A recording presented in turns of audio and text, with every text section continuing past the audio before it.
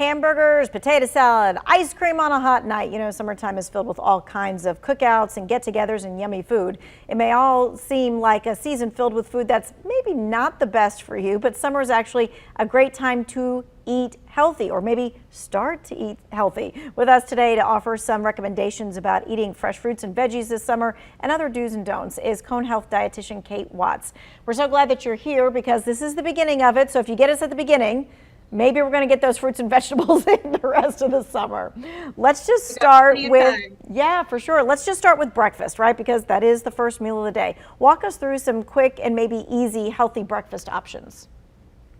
So I think some easy ways to get those fresh seasonal fruits and veggies in first thing in the morning would be something simple like a yogurt parfait with fresh strawberries or some oatmeal or overnight oats with peaches. And if you want to get a serving of veggies in, you can throw them into a smoothie or a nice veggie omelet. Okay, all right, so that sounds like something that can be doable. We can even take that with us, right? You put it in a little Tupperware and eat it as you go. All right, so let's talk about lunch. What are some ideal kind of healthy lunch options? For lunch, personally, I like to have like a cold salad prepped for the whole week. And so this might be something that is filling with those local seasonal foods and really colorful. So it doesn't necessarily have to be a lettuce salad, although adding some roasted corn or roasted sweet potatoes on top of that would be really filling. Personally, my favorite is a garbanzo bean salad with shredded carrots and red pepper, or you could do a tuna salad or a cold pasta salad. Have that with some fresh tomatoes or cucumber slices, and it's cool, it's refreshing, but it's going to fill you up. Okay, and it's also getting those veggies or those fruits in there. Okay, and let's talk about snacks because, of course, our first snack option in the middle of summer is going to be like ice cream. But let's talk about some other ones. Yeah, so your best bet as far as a healthy snack is going to be those fresh, juicy fruits like watermelon and cantaloupe. Also, hydrating vegetables would include things like cucumbers or celery. And then popsicles are a great alternative to ice cream. And I like making them at home with my little one. It's a fun activity to do in the summer with a pretty sweet payoff. Okay. All right, so let's talk about, because we're all going to do picnics and we're all going to do backyard barbecues. We bring our, covered dish or whatever with us to the backyard barbecue. How do we make sure that we actually serve something that's not going to get people sick? Yeah, great question. Very important to stay safe this summer with our food being outside in the sun. So the general rule of thumb is if it's something you would store in the refrigerator, it does not need to stay out longer than 2 hours. And ideally, if it's hot outside, it would be even less time than that. So to keep those items cold, you can chill the serving plates and bowls ahead of time, or you can keep it in a cooler with ice packs and set it out right before it's time to eat. Also remember to try to set up food outside somewhere in the shade and not in the direct sunlight, since bacteria really love sunshine about as much as we do. I really like the idea of chilling the plate that you're going to put that cold stuff on, so it's already that extra coldness and it gives you a little bit more time. Mm-hmm. All right, so that is going to be one of the many ideas and recommendations that you're going to hear in the next 5 minutes or so. We're going to take a quick break and we'll be right back. Cone Health dietitian Kate Watts is here helping us to rethink our summer meals and get some healthiness in there. All right, so let's talk about buying fruit, because this can be like the hardest part and why sometimes we just don't do it, because we don't know when things are really ripe and then we get things home and then it's not good. So what do we need to look for when it comes to cantaloupe? Yeah, so there's 3 main things you want to look for with fruit. So that's the firmness, the color, and the smell. So with cantaloupe, we want it to be soft but not mushy and not spongy. You want it to not have any bruising or discoloration. And with this one, you may or may not smell a sweet aroma coming from it. And really just depends on your preference if you like things more ripe or less ripe. So we'll get into some tips for that as well. Okay, how about the watermelon?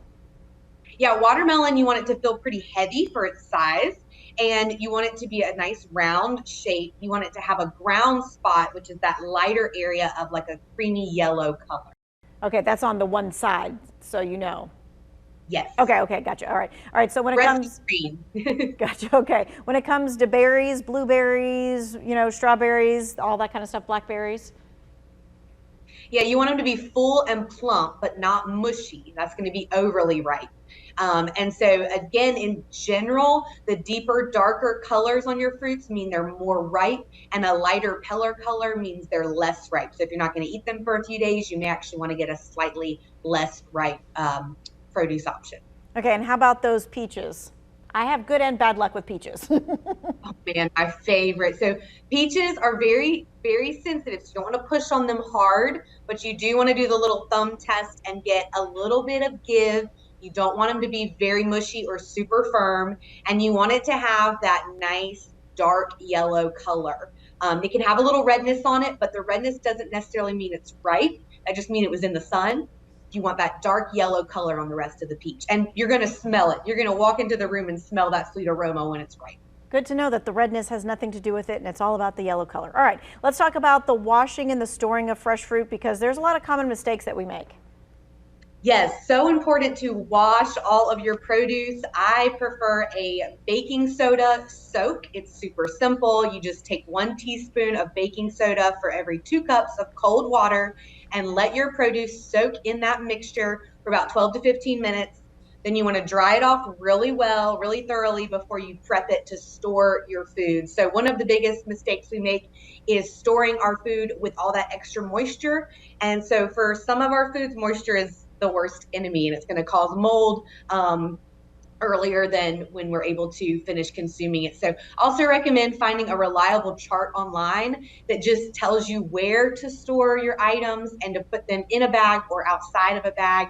Really, we're looking at temperature and airflow and moisture to properly store our produce and make it last.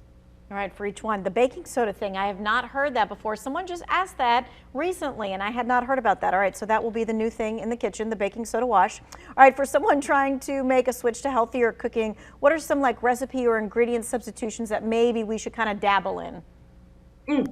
Yeah, summer's a great time to play and experiment with new recipes.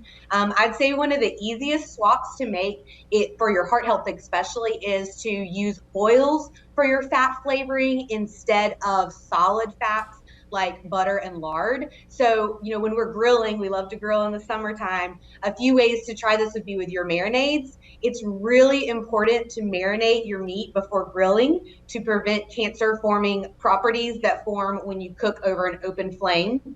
So we want to marinate all of our meats, but a homemade oil-based marinade is going to be much healthier than a store-bought like cream-based marinade in a bottle. Okay, so any kind of oil that we have, like the vegetable oil or olive oil or whatever. Olive oil, grapeseed oil, canola oil, yeah, whatever you like. There are different smoke points. So I would say on a grill, you might want to use the higher smoke point items, but I mean, you're outside, smoke's going to happen anyway. Okay. All right, grilling, like you said, really popular this time of year. Let's talk about some healthy food items that would be good to grill that maybe we haven't thought of.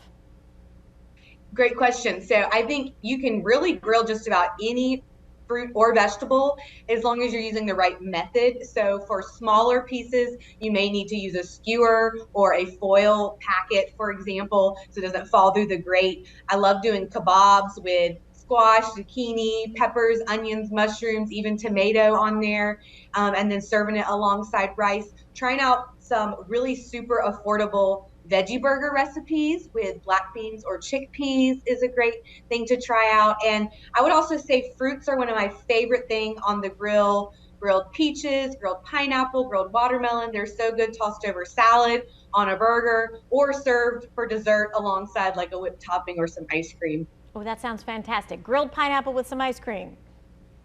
Yay Love for it. that. All right, thank you so much for your wisdom and your expertise. Hey, if you missed any of this interview, what you need to do is head over to WFMYnews2.com and click in the To Your Well-Being section.